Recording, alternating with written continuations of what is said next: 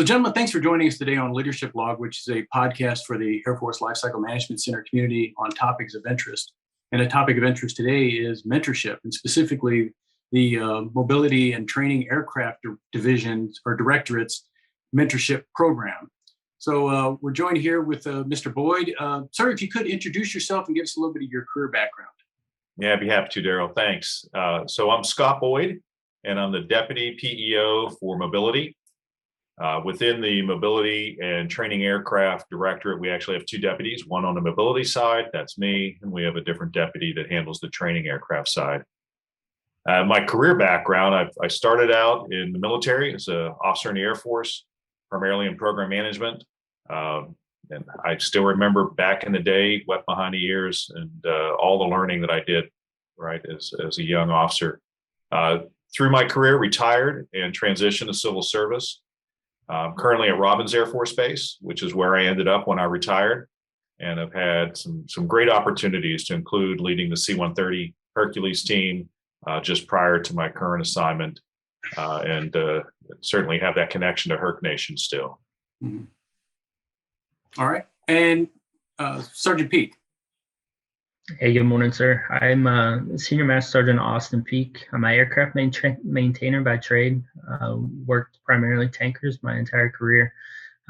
Came to the Lifecycle Management Center through the KC-46 program. I was a logistician there, and I'm currently sitting in the Senior Enlisted Leader position for the Mobility and Training Aircraft Directorate. All right. Thank you. So like I said, we're here today to talk about mentorship and the initiative that you started in Maytac. But first, I wanted to find out, why mentorship and why now? And let's start with Sergeant Peak. In my eyes, I feel that mentorship is an inherent part of deliberate development, both for leadership and followership.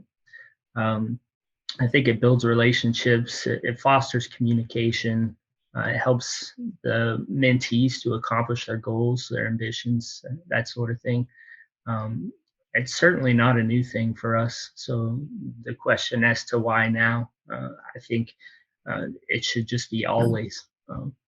That's it. Okay, and Mr. Boyd. Yeah, so when I think of mentorship, right, I can go back in my mind to just being a child, right? Being a kid and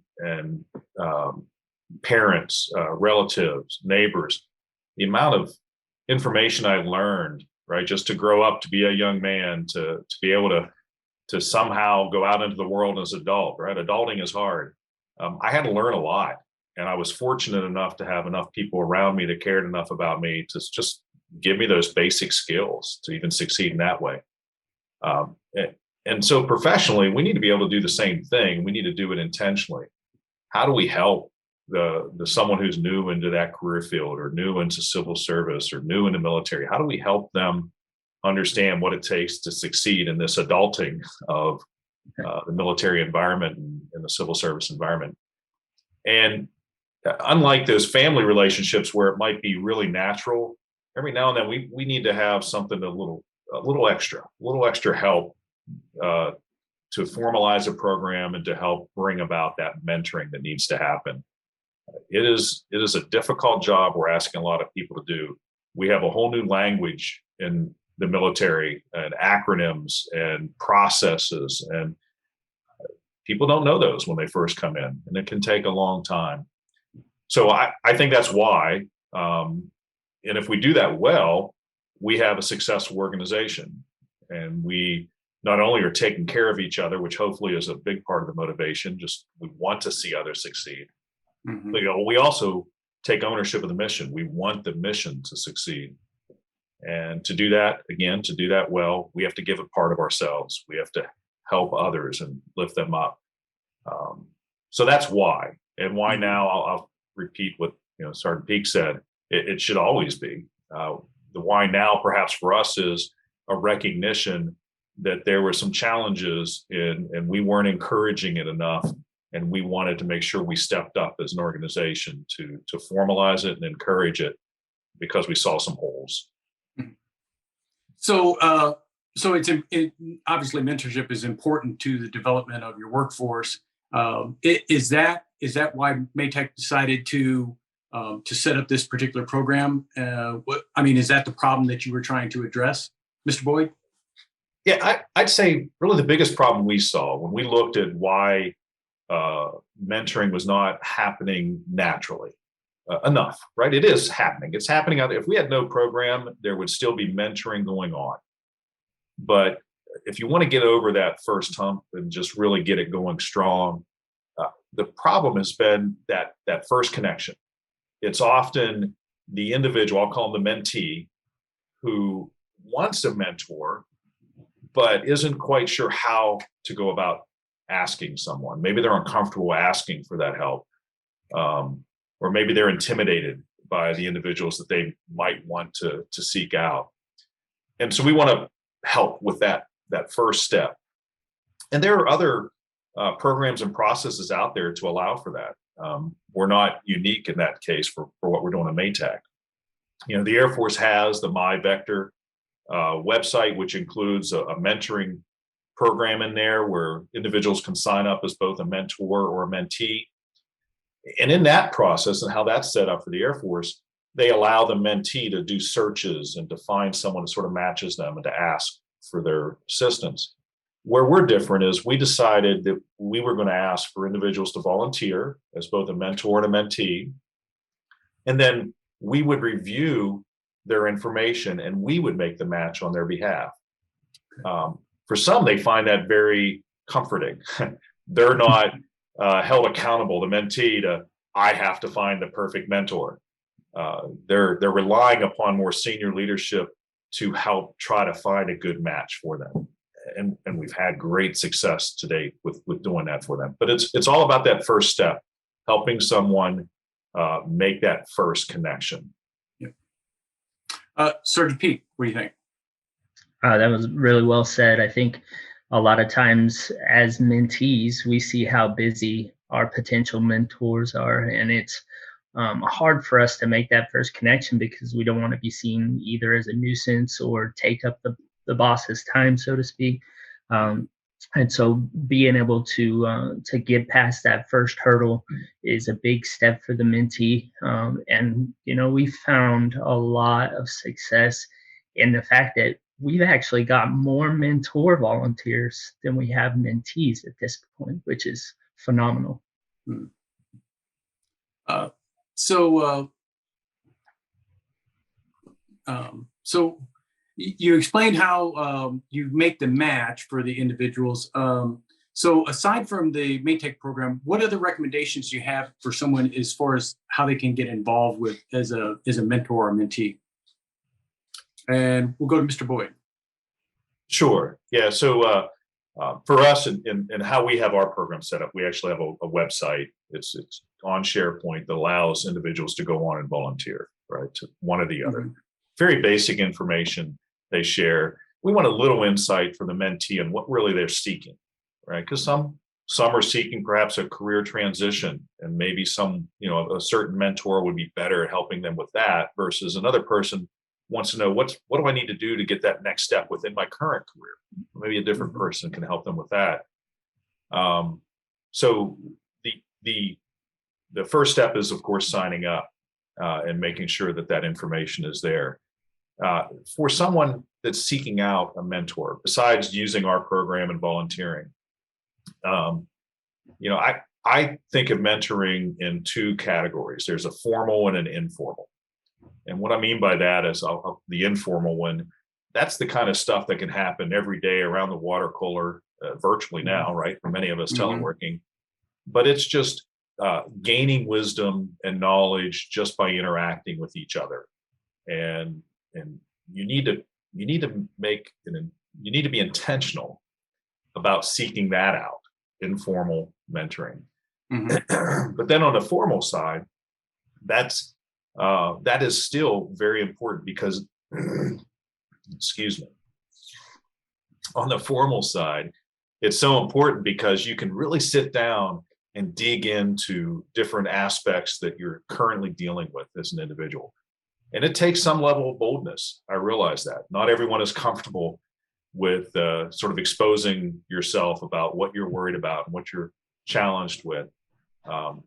So that's my advice to someone who's seeking a more formal mentoring relationship. You've got to be able to get over that hurdle and just feel comfortable that this is normal, this is natural, and they're there to help you and they want to. Yeah. Sorry, Pete. Yes, sir. So I would say my first recommendation is take advantage of the programs that are out there. Similar to MATAC programs, I'm sure there's others organizationally, but also MyVector is available, and many others. I would also say that both mentors and mentees should fight for feedback, constantly fight for feedback. Not only is that going to help you to continuously improve both personally and professionally, but it can also help mentors and mentees find those people that could be receptive to that mentor-mentee relationship. So I guess that would be my recommendations. Mm-hmm. And Daryl, if I can, just to add, right, to build on what he said, it's all about owning it yourself, right? We want to offer an opportunity to help individuals advance in their career, to do well in the job that they're asked to do. Because for two reasons: we care about the person and we care about the mission. So we want to do that. But if they don't own it, if the mentee doesn't really say, this is important to me and I want this, then it's unlikely to succeed in that relationship. So that's a big encouragement for them. Yeah, it's important for people to receive the feedback and then act upon it as well. And for that, you have to have people who are really kind of willing to go into the program, which is why I think it's unique and it's advantageous that you have the ability in your program for people to sign up for it. But when did your program begin? So we kicked off the program in late November of 2021. We spent a couple months working with our IT folks, developing the site that we wanted to use, questions we wanted to use, that sort of thing, the pertinent information, so to speak. From there, moving into the new year, and with January being National Mentorship Month, we saw that as a perfect opportunity to do a big push and try and really get the program moving forward. And we saw great success. Mm-hmm. Yeah. And I would say too, I want to give credit to our PEO, Mr. Paul Waugh, who brought this idea to the Directorate, right? He brought this from his last job as the Agile Combat Support PEO, where the idea sort of was formulated and begun. And then we had the opportunity to take that starting point, improve upon it, and to kick it off here. So yeah, very, very quick turn on getting it going, and good results so far. Okay. So speaking of that, what are the results? Now, you said that you currently have more mentors than mentees signed up. So what has been the initial feedback, Mr. Boyd? Yeah, so within the first month, we have about 30 volunteers signed up, right? Mentees that are now being mentored. We, after making the matches, we followed up to ensure that the first meetings were occurring, and we asked for some initial feedback on did we do a good job of the matching, right? We sent everyone a note saying, hey guys, if this doesn't work out, I get it, right? Not every relationship is going to be perfect. We'll be happy to reconsider and adjust matching if that's either one wants that.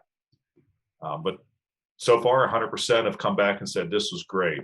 In fact, quite a few have come back unsolicited with just words of thanks and praise for just those initial engagements. We're just talking the first time they met.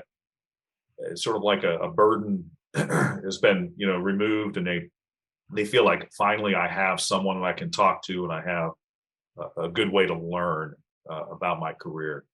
So that was really encouraging to get that unsolicited feedback. Sorry, Pete, have you seen the same thing?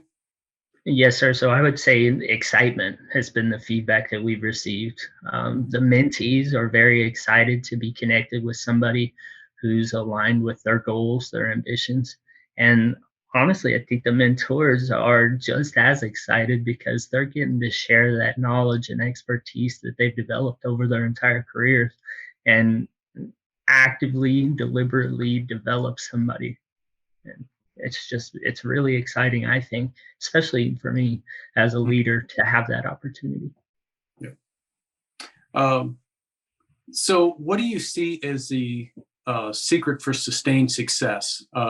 So you got off on a good start. How do you keep that growing? How do you build on it? Sergeant Pete. Yeah, so the Air Force has a handbook on mentoring, right? So in black and white, it says that leadership involvement is the key. I totally agree with that. I kind of see that as being twofold. So not only should leaders be directly mentoring, participating in the process, but doing as Mr. Wall and Mr. Boyd have done and establishing an effective program and maintaining that program from a leadership perspective is very important. I think that as leaders, challenging our leaders at all levels to be active participants in the program is important, but I also think that challenging our mentees to seek out mentorship is just as important, if not more important. Mm-hmm. Mr. Boyd? Yeah, so a couple things I'd share there. One, I think we have a responsibility, meaning Sergeant Peak, myself, Colonel Tucker, the other deputy.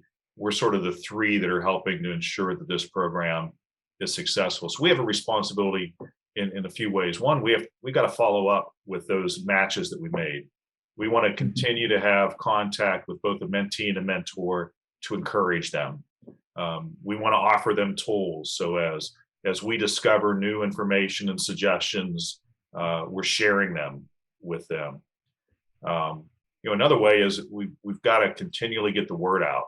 So it's through the all calls that Mr. Wall holds, or through supervisor forums that we have, or the Junior Force Council has been a huge advocate within our directorate for mentoring. And they also hold sort of other complementary programs that go with it, whether it's speed mentoring or some other activity. We want the culture of MATAC to value mentoring, to see the value in it.